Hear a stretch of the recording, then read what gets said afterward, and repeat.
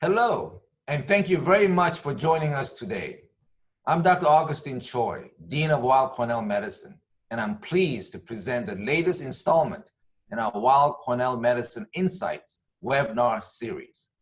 As many of you know, Insights brings you lively and interactive discussions with distinguished Weill Cornell faculty members who are experts in a range of important topics during these extraordinary times. Our goal with the series is to stay connected with you at a time when that is more important than ever, as well as to engage and inform. Today's webinar is the new Frontline, Innovations in Emergency Medicine and Telehealth. Our Weill Cornell faculty panelists, all authorities in their respective fields, are Dr. Peter Greenwald and Dr. Heather Yo.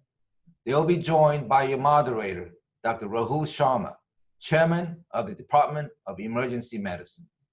Thank you very much again for joining us today and for being part of the Weill Cornell Medicine family.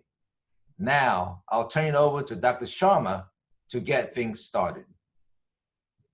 Thank you very much, Dr. Choi. Good afternoon, everybody. On behalf of Weill Cornell Medicine, I'm pleased to welcome you to the new Frontline, Innovations in Emergency Medicine and Telehealth, the latest webinar in our Weill Cornell Medicine Insights series.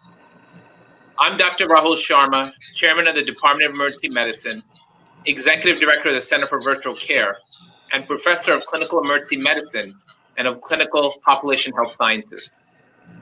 We are joined today by Dr. Peter Greenwald, an emergency medicine physician who is Director of Telemedicine in the Department of Emergency Medicine and also an Assistant Professor of Clinical Emergency Medicine. And Dr. Heather Yo, a colorectal surgeon who is the Frank Glenn Faculty Scholar in Surgery, the Nanette Laidman Clinical Scholar in Healthcare Policy and Research and Clinical Evaluation, and also an Associate Professor of Surgery and Population Health Sciences. Both Dr. Greenwald and Dr. Yo are experts in telehealth and its use with different patient populations, which we'll learn more about as we begin our discussion. As hospitals and emergency departments have urged more patients to stay home over the last several months, patient care has increasingly moved to broaden their telehealth and telemedicine efforts. The volume of virtual urgent care visits using New York Presbyterian's telemedicine service, NYP On Demand, increased from about 20 to 40 visits per day in February to over 300 per day in March at the time of the peak of the COVID pandemic.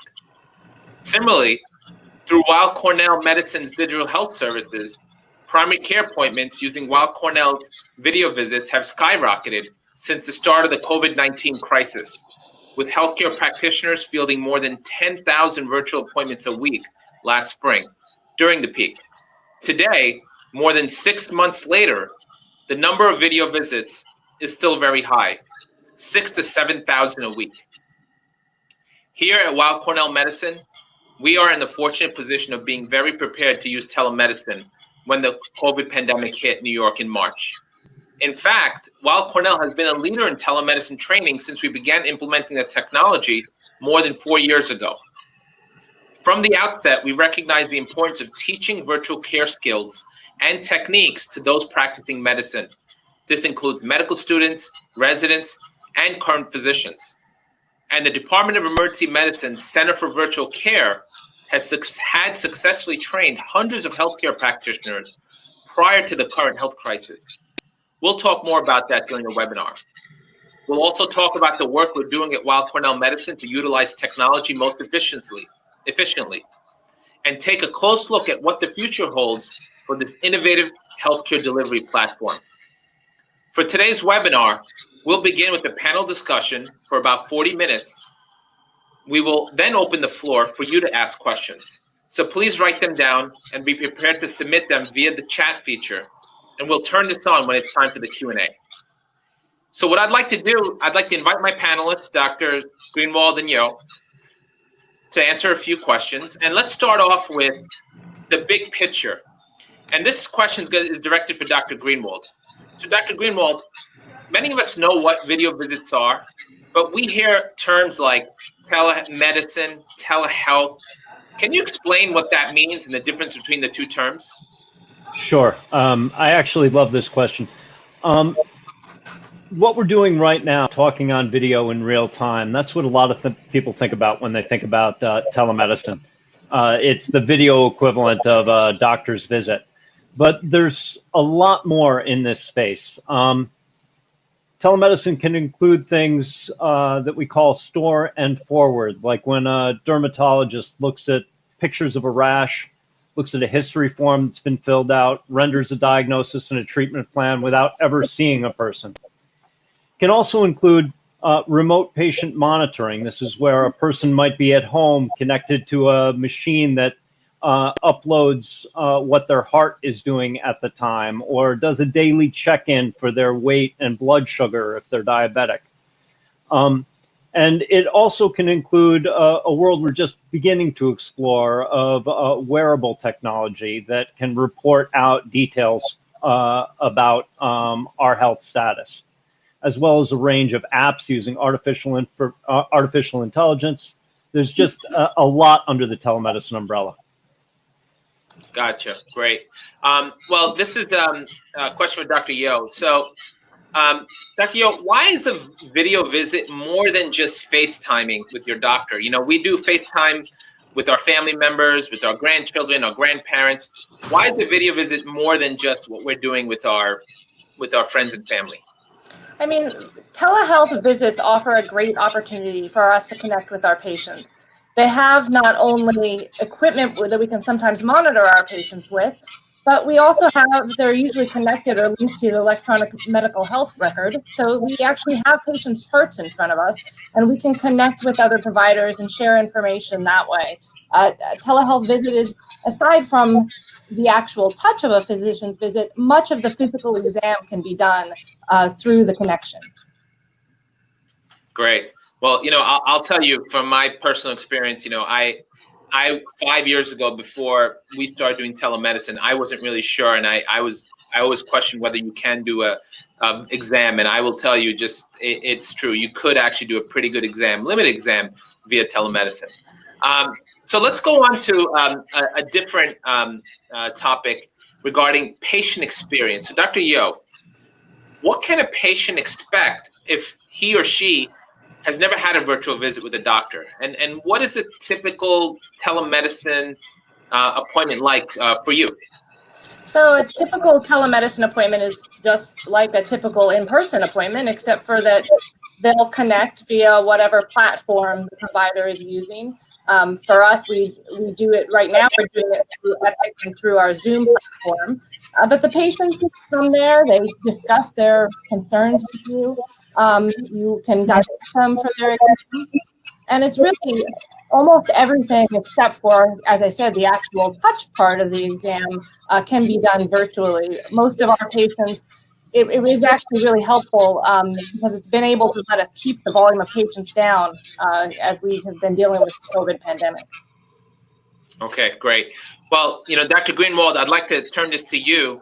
You know, when we first heard about telemedicine being introduced in the emergency department, I think people were always saying, well, why would I go to the emergency department than to see a doctor on a video? Tell us a little about how telemedicine is being used in the emergency department here at Weill Cornell and New York Presbyterian. Sure. We've done a variety of things at different times. The program I think you were just referring to, patients who have less severe medical conditions when they arrive at the emergency department can opt into seeing a doctor on the video. The advantage to that is it bypasses a lot of the longer ED procedures that are more appropriate for sicker patients and get people out of the emergency department quickly. Say you come in with a sprained ankle, you can get an x-ray, talk to a doctor on the video, get your discharge paperwork printed out directly into the room and be gone in 45 minutes. And I've had, I don't know how many patients tell me, what am I going to do with the rest of my day? We've also entered a virtual urgent care service, and this is becoming more common, where you can talk to a physician on your phone or on your laptop from home, from the office, where have you.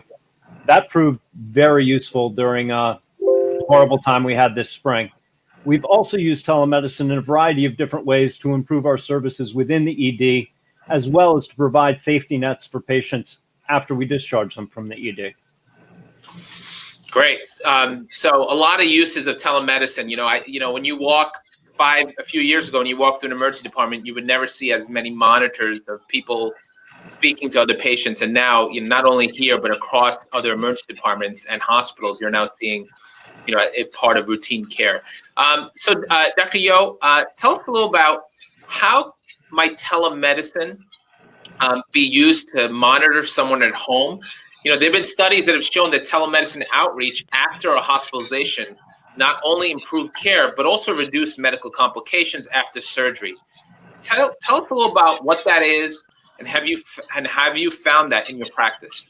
Yeah, it's actually, we are finding that telemedicine and telehealth and actually using apps to monitor patients after surgery is a really good way to keep track of them and actually may be able to decrease readmissions.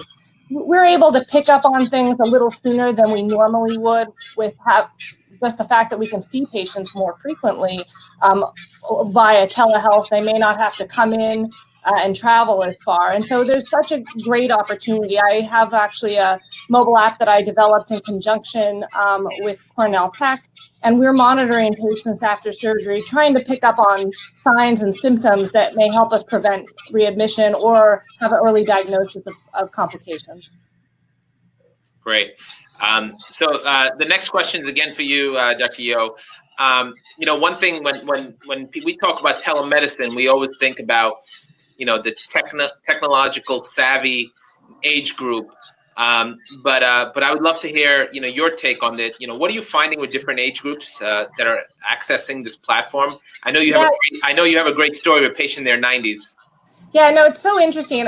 I had always thought that it would be the kind of young, very modern population that would be attracted to telehealth, but it's really actually all age groups. I remember having one clinic day where I saw a 90-some-year-old post-op patient, and I was like, there's no way they're going to figure out how to log in. And sure enough, they're on the other end, and they were really excited to be able to have their telehealth visit, not to have to come into the city and deal with city parking. I think it's a really good opportunity for older adults and to work with older adults.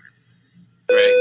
So, Dr. Greenwald, you talk about a little about access. Tell us a little about what telemedicine obviously improved access to healthcare, and there's still many who are unable to take advantage of telehealth for a multitude of reasons. Can you elaborate on some of the disparities that were highlighted with the increasing use of this platform? Yeah, so I think this is one of the paradoxes we're dealing with. Telehealth can definitely improve access. You can have your follow-up visit instantly rather than packing up and going in the subway and going across town. Just the physical barriers to ongoing medical care are less. And the ease and convenience of connecting can be very high, but not necessarily for everyone. We know from analyses we've done about what happened during our COVID surge when our virtual urgent care volume went through the roof. In fact, just as an aside, at one point we were seeing more people in virtual urgent care than we were actually seeing in the physical emergency department. But we know by zip code analysis that some of the neighborhoods in the city that were hardest hit by COVID were not the neighborhoods that we were getting calls from. And I think we have a lot of work to do about improving marketing, improving patient language accessibility, and just educating people on how to use these tools. Great, thank you. So tell me, Peter, let's talk a little about, where Weill Cornell Medicine is regarding the telemedicine. We established a Center for Virtual Care last year, and given COVID, it's clearly taking on much greater significance in a very short amount of time. Talk a little about the Center for Virtual Care, how it's training our students and doctors, and a little about the different types of skills that are being taught at our center. Well, you're right. We did establish the Center for Virtual Care just a year ago, but we've been doing telemedicine training for our medical students and our residents since 2016. The Center for Virtual Care has just allowed us to centralize that care and bring a lot of expertise together. The American Association of Medical Colleges actually released a set of core competencies that people would have to learn to engage in telemedicine at different points in medical training for medical students, for residents, for physicians in practice. And I'm really happy that that set of competencies aligns well with what we're doing at the center. We're using a combination of standardized patients with providers interacting with those standardized patients, and then in a group, these days in a group on Zoom, reviewing those interactions and mutually learning. We've also developed online educational materials that take people through things that need to be known about the regulatory environment, as well as details of the physical exam that we were talking about before, as well as just how to present yourself when you're not in the room, but you're squished into 2 dimensions and only seen from the mid-chest up. Yeah, those are great points. As we say before, we talked a little about FaceTime. It's really not the same thing as FaceTime. We would never put a medical student and have that medical student go take a history and physical without training them on bedside assessment and history taking. And I agree. I think it should be the same regarding telemedicine as well. This isn't different medicine. It's the same medicine, but it is a different healthcare delivery device. And you're right. We can't be putting people out cold to do this. Great. All right. So now we've talked a little about telemedicine. We've talked a little about what we're doing in training. Let's talk a little about what happened during COVID. So, we all worked during COVID. I know Heather and Peter both, we were taking care of patients, myself as well. Heather, tell me a little about, during COVID, what was your experience with your practice? As the number of cases began to rise, I think I would love to hear what you did during COVID with telemedicine. Yeah, I feel really lucky to have been working at Weill Cornell, New York Presbyterian Hospital during the pandemic, because we really were primed and set up for a telehealth explosion and expansion.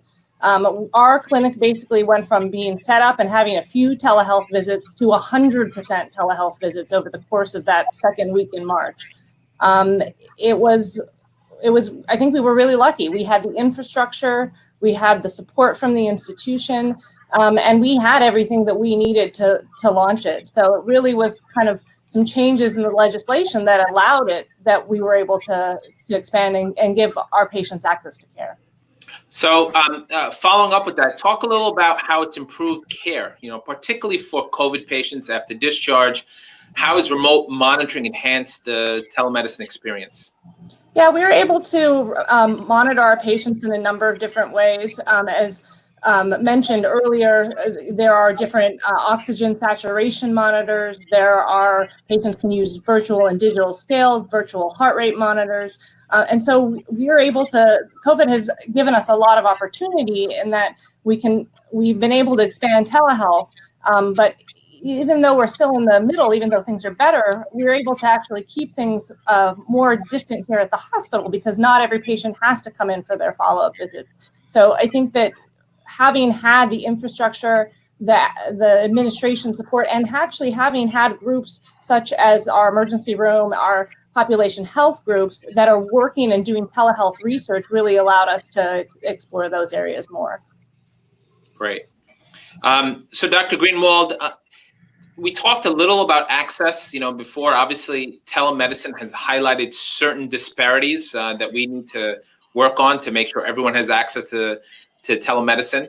But tell us how telehealth has improved access to care at a time when people have hesitated to come to the hospital. I mean, I remember, working, and you remember most of the volumes in most of the hospitals and emergency departments really plummeted. So could you comment a little about that?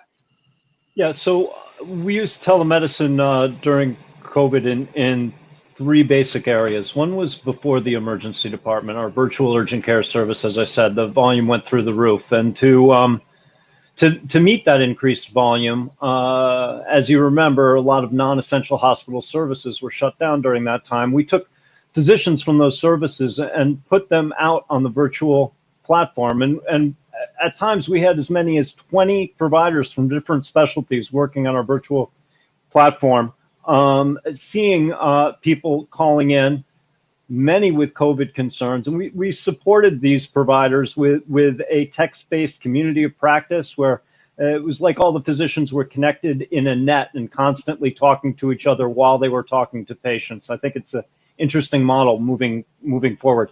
We also use telemedicine in the emergency department. We set up carts so that patients in isolation could, and this sounds a little funny, feel less isolated. They could talk with their physicians more readily. And in some cases, we use those carts so that patients could be connected to family, and made the very scary, isolating process of being in the ED with an infectious illness less troublesome for patients. And then a thing I'm particularly proud of, we used telemedicine, and this might get to the access question a bit, to send people home who had COVID illness with oxygen saturation monitors that Dr. Yo was mentioning, and sometimes even oxygen concentrators. And Weill Cornell did this with patients, New York Presbyterian, without charging them for it, and then provided them telemedicine follow-up on a daily basis for up to 14 days afterwards to keep them safe at home. And in this case, we provided a lot of the equipment in a time of crisis, and I'm just so happy we were able to do that for our patients. I think we learned a lot, and going forward, there are ways we could tweak systems like that to make them even better. Yeah, Peter, just to comment on that, I will tell you, just from my standpoint, if we didn't have that program, especially during the surge of the pandemic, I'm not sure how we would have handled all the number of patients, because we probably sent thousands of patients home across the enterprise safely. Otherwise, we would have had challenges regarding capacity. So that, I think, was a very, very helpful program to provide great care. Yeah, I don't want those times back, but I couldn't be happier that we were able to do that. Exactly. So let's talk a little about, so this is going to be for Dr. Yo, and then I'll have Peter comment. So it really took a village to do this. I know we hear about that term. And tell us a little about how this brought departments and the institution, particularly Weill Cornell Medicine and New York Presbyterian together across all the departments. I would love to hear your experience, and then Dr. Greenwald could comment as well.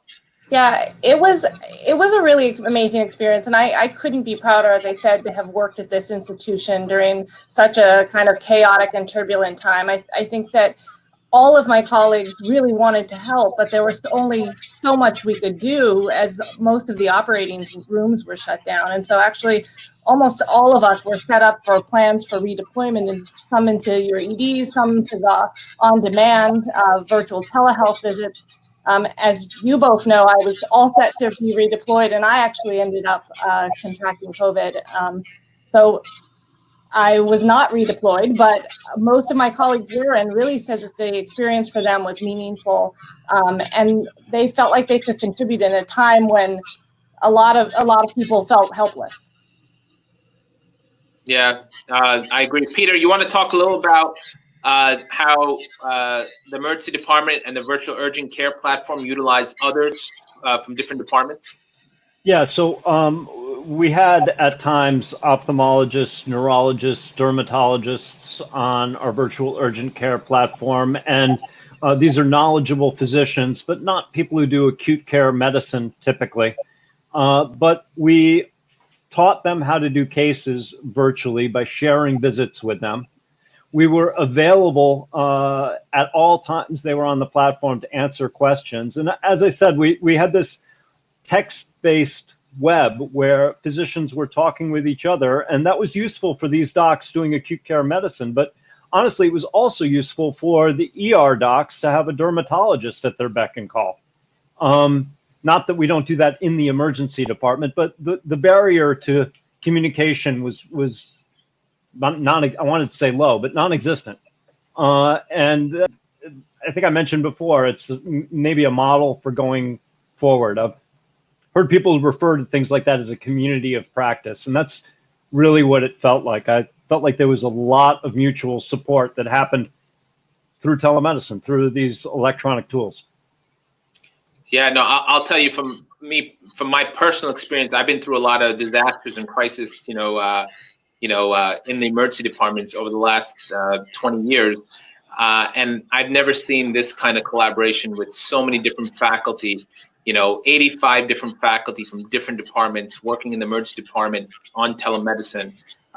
Was really impressed. And I think during crisis, it's really brought us all together. So let's talk a little about growth, expansion, and the future of virtual healthcare. So Heather, tell us a little about, what are some of the ways we might partner with industry, and what are your thoughts on the future of telemedicine now, post or during COVID? Yeah, I think there's no question telemedicine and working with our patients using remote devices is the way of the future. It's here now. We're not going back to the days where we have 0 telehealth visits. Even my clinics now are still about 40% telehealth visits because there's a lot of patients who still don't want to go into large crowded areas. And so this offers that opportunity. But I think that we have such an opportunity now working at academic centers, key of areas of research where we can partner with industry and think about ways that we can use these different apps, devices, technologies to communicate better with our patients and actually to get some more information about vital signs or other health measures. Great points. So Peter, in terms of challenges, one thing we talked about was regulatory challenges, right? As the use of telehealth and its various platforms grows exponentially, there's certain rules and regulations that need to be put into place or strengthened. And how would that affect the industry and or healthcare institutions using telehealth? If you could comment on that and maybe any other privacy HIPAA issues that we need to still address. Sure. But to answer that, let me back up a minute. Coming into March of this year, there were a lot of restrictions on telemedicine having to do with the way it was paid for by public insurance programs, and by a large part, not only public insurance programs, but private insurance, either not paid for in the same way as face-to-face care or paid for, but only with restrictions, like restrictions on whether or not the patient was in a rural area or whether or not the patient was in a physician's office at the time of the telemedicine visit rather than being at home. The privacy regulations for telemedicine were similar to the privacy regulations in person, except we all know that it's hard to contain digital information. It tends to leak out. So the programs we used had to be very secure and very compliant with a set of federal privacy laws called HIPAA. When things went so badly downhill in March, in order to make telemedicine more available to people and easier to engage with for systems that maybe weren't as prepared as Weill Cornell, is a lot of those regulations were rolled back. There was an increase in types of telemedicine that would be paid for, but also what they call a waiver of enforcement on some of these privacy regulations, which encouraged practices and physicians to pick up a wide variety of electronic media to connect with their patients, which is sorely needed. There is some federal legislation to make some of those changes permanent. I'm not sure we want to make all of them permanent, like privacy regulations, for instance. But there's now uncertainty in what the future regulatory and payment landscape is going to look like. So on one hand, I'm happy that we were able to roll out so much so fast and so flexibly. But now we need some structure to know what the ground rules are going to be moving forward. No, those are great points. And I will tell you that one of the biggest challenges to telemedicine was really the reimbursement, and how how institutions were getting paid. So I'm going to direct this to Dr. Yo. Heather, tell us a little about, given COVID, payers are now covering telemedicine visits, often at the same rate. What are your thoughts on that? Has that helped? Certainly. Tell us your experience with your patients, especially the ones, who have insurance, and how you're taking care of that right now. Yeah, I think it's great. I mean, we've actually not really had any problems with reimbursements. We've been lucky at this institution in that we had a lot of strong supporters, as I said, before the regulations were lower. And so we were doing telehealth, even though it wasn't necessarily being reimbursed for. Now that we are able to get reimbursed for it, I think it offers a great opportunity. As I said, there's many patients who have been afraid to come to the hospital. I will say we have a very low rate of transmission, and I think the lowest in the state at our institution is my understanding. But there are patients that are still afraid to come to the hospital, and it really gives those patients who might otherwise not get care the opportunity to get care. There are so many patients that are missing their, at other places, I think, who aren't following up on their normal routine care, and things are coming in later. And we're really lucky that our patients are having access to telehealth. Great. So Heather, tell us a little about your app. I think people would be interested. Tell us what you've been doing with this app and following with your patients. Yeah, so I've worked, as I mentioned, with Cornell Tech. We have a mobile app that we've developed, and it's to help monitor patients after surgery and to try and figure out if we can decrease complications and readmission. So all of our patients get a Fitbit along with the app that are enrolled into the study. And we monitor these patients to try and figure out when they get back to their baseline function. So we're looking at their step count, we're looking at their heart rate, we're monitoring their sleep, and we're actually also asking a series of daily questions to try and pick up on little signs and symptoms that might lead them back to the emergency room. So we're trying to avoid that. And we're giving them little reminders. So a lot of our post-operative patients, one of the biggest problems is hydration status. And so reminding them throughout the day when they need to drink fluids or take medications is one of the things that we do with the app. The other thing that we do is our patients actually will take photographs of their incisions and or some of the other surgical sites that they have, and we're able to monitor these sites. I think in the future, hopefully, we'll be able to use AI to kind of screen through these patients. Right now, it's primarily me looking at the images, but I think it's going to be a great opportunity in the future. Great. Dr. Greenwald, tell us a little about artificial intelligence, which we refer to as AI, and how it might figure into the future of telemedicine. Yeah, so that's almost a buzzword at this point, right? AI, and Dr. Yao just mentioned, I think we're looking forward to an era where technology can assist clinicians, and computers can do what computers do well, and physicians can do what physicians do well, and those can be well married. But I'd say before we even get there, there are lower hanging fruit that we could chase after. And I'll just use the post-emergency department discharge for COVID illness as an example. We sent people home with oxygen generating machines and with pulse oximeters, things that go on people's fingers and give us an indication of how well they're breathing. And then we reassess them by connecting with them on a daily basis using nurse practitioners and physicians to make video connections with them, which was great. But a better system might have been if we use technology shy of artificial intelligence, which already exists. Maybe those pulse oxes connect by Bluetooth to a patient's phone and upload to a computer that uses an analysis of the numbers to kick out alarms and prompt a person-to-person video visit when that's necessary. Would be more efficient, and maybe because computers don't get tired, it could be 24/7, and you don't need to wait for tomorrow's visit if things are getting worse. Okay, great. So this is a question for Dr. Yao, and also Dr. Greenwald. How can I best prepare for a telemedicine visit? And this is beyond, just knowing that I have, everything plugged in. Any tips for our viewers?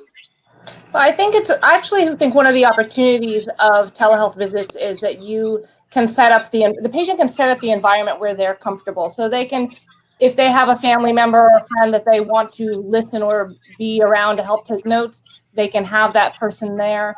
I think it's important for patients to kind of be in an area or have loose fitting clothes or clothes that they can get on and off so you can actually help direct them with the exam.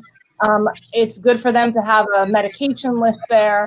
so that they can go through it. We do have their medication list because we have their whole electronic record in front of us, but in order to find out exactly what they're taking, it's helpful for them to have those things in advance. Okay, great. So we have about 20 minutes left today. So I'd like to open this up for questions from our audience. We're going to turn on the chat function to the right of the screen, allowing you to submit your questions there, which I will read and pose to our panelists. While you get started with that, I'm going to start us off with a question. So this is for Dr. Greenwald. How will telehealth continue to be part of a COVID response? For example, potentially if we have this second wave dealing with COVID and flu cases in the fall and winter, everyone talks about this. What are your thoughts on that? Well, what I mentioned about an ideal home system, we're in the process of trying to build something like that right now. I also think we will be well positioned from what we've learned so far to get information out to people by virtual urgent care and by our primary care practices more readily than we were before. I mean, Dr. Yao talked about going from a small percentage of telemedicine to 100% of telemedicine overnight. I think just about any of our specialists could say the same thing right now. We've just developed a much broader expertise, and I don't think people will be as cut off from their providers as they were during March of this year. Okay, great. So, our first question from Mr. Marin. How do you manage patients who may be outside of New York State? Dr. Greenwald. Yeah, so this is something that hasn't come up yet, but this is another thing that got easier during these COVID times, is many states put in place waivers saying that providers from other states could care for them even if they weren't licensed in that state. Our virtual urgent care service, we license all our providers in 4 states, but it's not easy. It's hard to maintain licensure. There are fees associated with that. There are state-specific requirements that come up each year that providers need to meet. A much better system would be one that allowed for cross-credentialing or provided special telemedicine licenses. And we're seeing some states start to do that. Okay, great. We have a question that says, with large commercial payers ending their cost-sharing waivers of telehealth, for example, United and Anthem particularly, what are your thoughts about the impact on patients' willingness to do telehealth versus in-person visits? Any thoughts, Heather or Peter? I mean, I have some thoughts too, which I could add. I'm happy to hear your thoughts. I would say that so many of my patients really like the accessibility of telehealth. I see a lot of patients being willing to pay some sort of out-of-pocket cost to cover it. Yeah, Peter. I'd say that most of us are very conscious about what we do and don't have to pay for, and subtle tweaks and small amounts of money can make a big difference in people's behavior. And I think as we encourage our public and private insurers to do one thing or another, we should think about what makes the most sense for patients and try to encourage the cost incentives to align with that. Yeah, I could add some commentary. I do think that the reimbursement model will change for telehealth. I think people that think we're going to get the same amount of payment for in-person versus telehealth, it's a little unrealistic. I do think there is going to be more focus on value-based care. Also the quality of care that you're providing for telehealth. So there'll be metrics that institutions will have to report on telehealth. So I think telehealth is definitely here to stay, but I do think that the reimbursement model is probably going to have to be tweaked. And in order for insurance companies and others to continue to cover this, I think we have to show that it is a value added, especially to healthcare. I will also add, for most of our postoperative visits and postoperative monitoring, it is bundled payments. And so I think that it is a great opportunity for our postoperative patients without worrying about extra fees or costs. They're still going to be able to have their telehealth visits. I think to make telemedicine make sense in that value-based care model, you have to get a little beyond thinking that telemedicine is just a video interaction with a physician like you would have in person, right? I can't remember if it came up in this context or not, but one of the advantages of telemedicine is the ability, I think Heather might have said, is the ability to do very small touches to patients very frequently. And if you want to change someone's behavior, you don't dump a huge amount of information on them all at once every 6 months or 1 year. You ping them gently over and over again. And telemedicine in a variety of different ways will give us tools to do that. Great. So the next question is from Ms. Susan Alderton. Hi, I'm the chair of the Kamansky PFAC. One area of focus is diversity, equity, and inclusion. Accessibility to telehealth virtual visits can be very difficult for many groups. How is the hospital actively addressing them? And I think Peter, and I'll have Heather comment, we addressed this a little. Maybe you could comment on what are we doing to address that? Well, we're certainly getting a lot of bright people to talk about it and put their heads together because we recognize that this is a problem. It's a low-lying area, but one way we're doing with our virtual urgent care platform is we're going to open it up to insurers. We're also doing some outreach with community organizations. We're blessed in New York that there is availability of high-speed internet connection, but that doesn't necessarily mean people can pay for it. I think our efforts so far have barely scratched the surface, but we also want to fix this. If telemedicine is going to be a big part of the medical care pie, there's no way that there can be huge disparities in access. We just can't let that happen. Okay. Heather, any comments from you regarding that? I just think that as we think about this, telehealth and telemedicine actually has the most potential to impact diverse groups of populations because we can actually care for patients that don't necessarily have to live on the Upper East Side once we build relationships with them.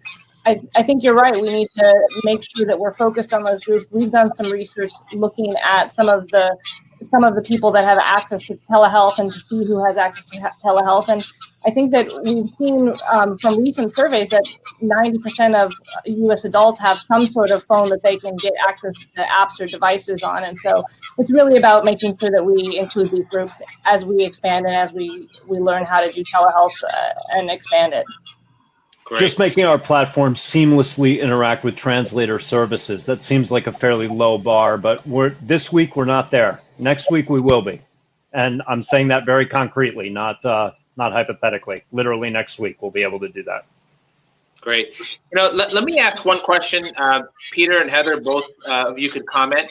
How has telehealth helped address physician burnout? And that's something that that I think we need to be aware of, especially during COVID. I mean, especially the people that are on the front lines felt it.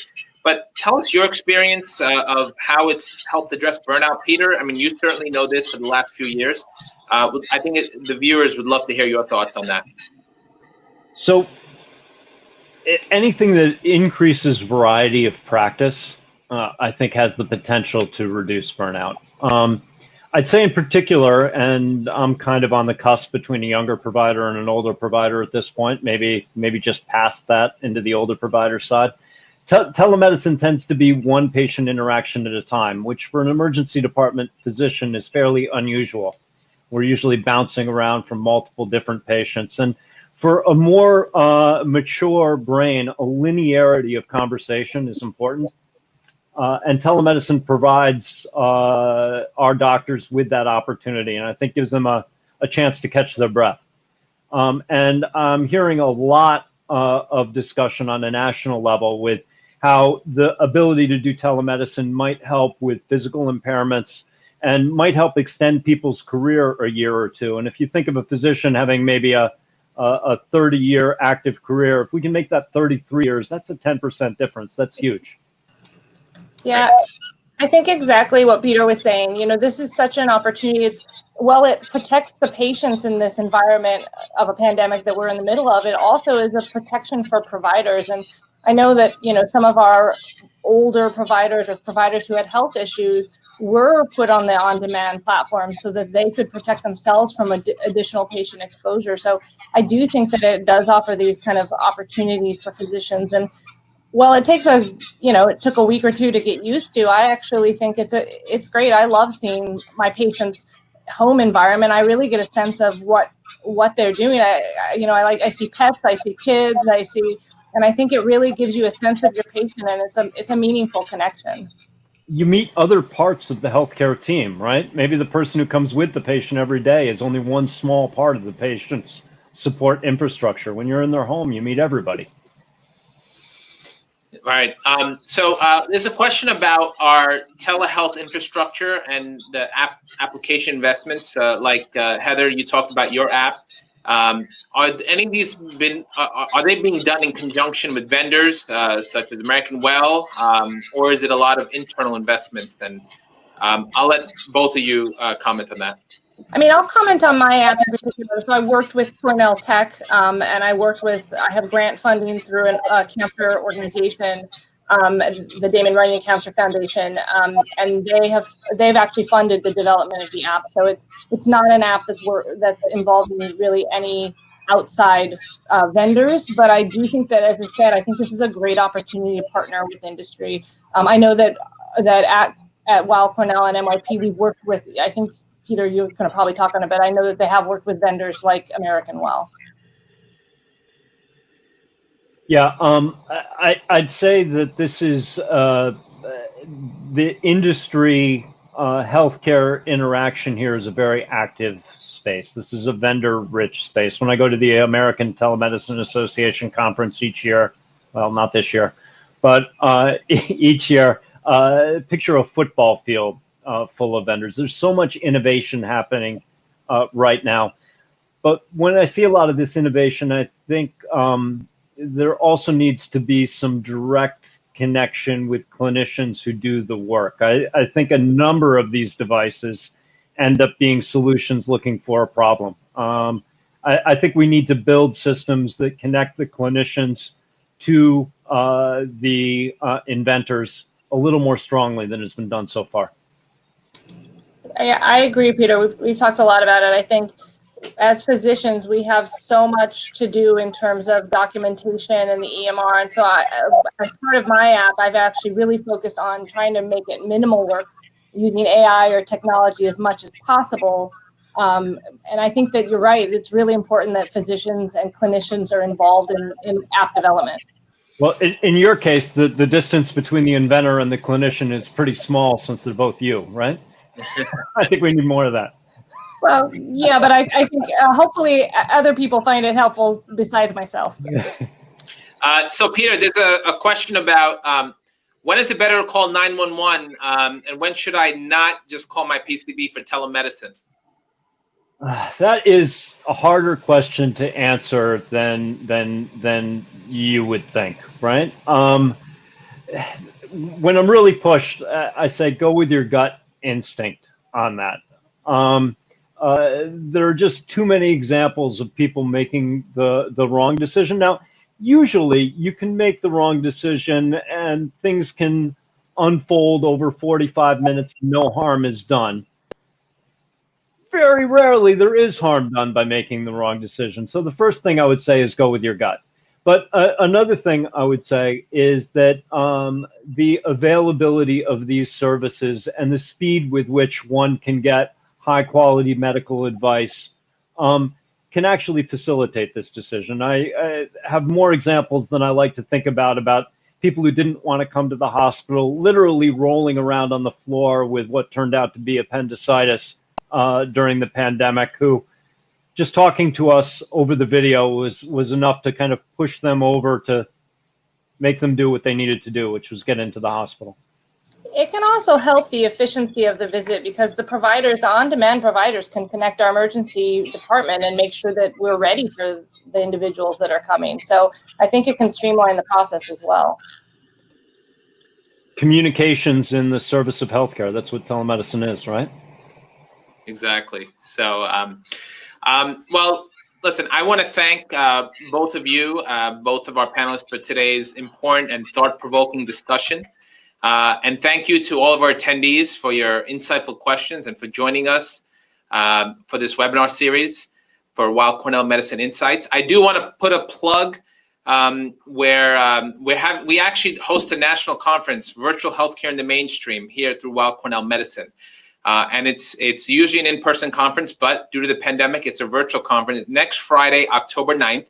And all the attendees, where we would be honored if you would attend that conference. We have a great lineup for speakers. So I'll have our colleagues here at Weill Cornell Medicine give you the information on how you could sign up. But thank you very much for your time, your attention. And now I would like to turn things back over to Dean Choi for a closing message. Thank you, Rahul, and many thanks to both of our panelists. We are also appreciative of your work and leadership in these areas at a time when innovation has taken on such heightened urgency. To all of you tuning in today, thank you. We know your time is valuable, and we're deeply grateful for all you do for Weill Cornell Medicine. If you're interested in supporting the work of Weill Cornell or any of the faculty on today's panel, there'll be more information in an email you'll receive from us tomorrow. Please join us next week for our next webinar on Thursday, October 8th, Healthy at Home, Building Strength, Nutrition, and Resilience. We hope to see you then, and in the meantime, please stay safe and well.